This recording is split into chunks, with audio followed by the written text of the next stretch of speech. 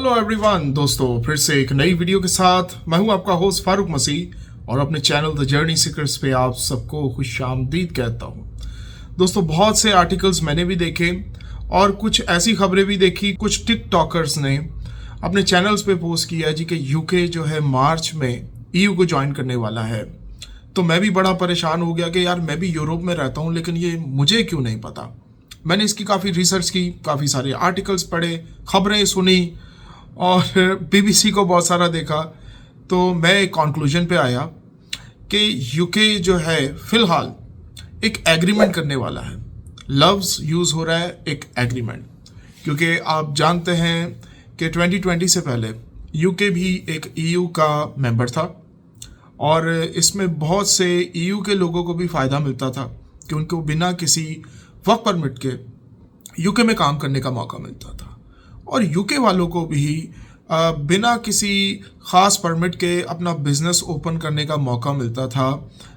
All over the Europe उनको access मिलती थी और वो काम के लिए आ जा सकते थे। इससे बहुत ज़्यादा फ़ायदा था। आप चाहे फ़्लाइट्स वालों को देख लें, फ़्लाइट कंपनी रायनेयर को देख लें आप, कि वो सस्ती टिकट्स बेच सकते थे। दोनों तरफ लोगों को फ़ायदा मिलता था। और चाहे बिज़नेस की आप बात करें कि यार बहुत सी कंपनी है, ज़रूरी नहीं कि जर्मन कंपनी BMW का सारा सामान जर्मनी में ही बनता हो, कुछ सामान यूके से भी इंपोर्ट होते थे। और ऐसा भी नहीं है कि रोल्स रॉयस या मिनी कूपर का सारा सामान यूके में ही बनता हो, बहुत से पार्ट्स जो हैं वो यूरोप में भी बनते थे।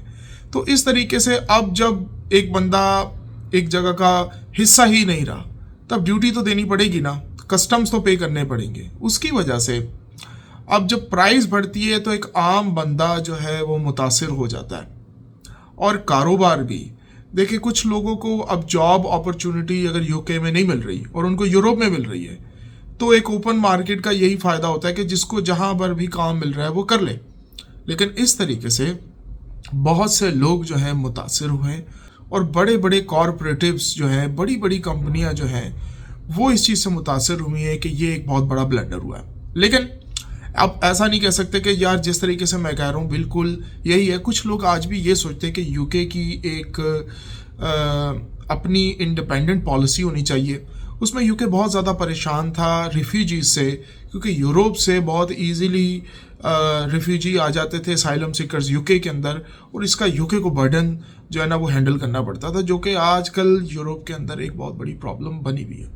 लेकिन अब 2025 में आपको पता है एक न्यू प्राइम मिनिस्टर हैं यूके के केयर स्टार्मर, और ये कोई ज्वाइन नहीं करने जा रहे यूके को ईयू के साथ, बल्कि ये एक एग्रीमेंट होने वाला है जिसके अंदर ट्रेड के ऊपर बात की जाएगी।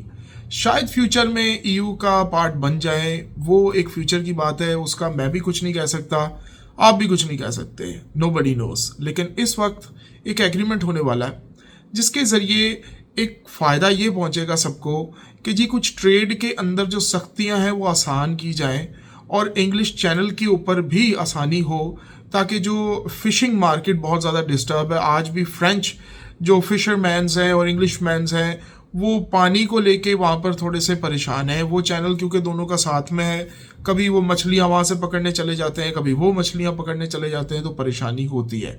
जबकि पहले उनको सदियों से एक साथ ही काम करने की आदत थी।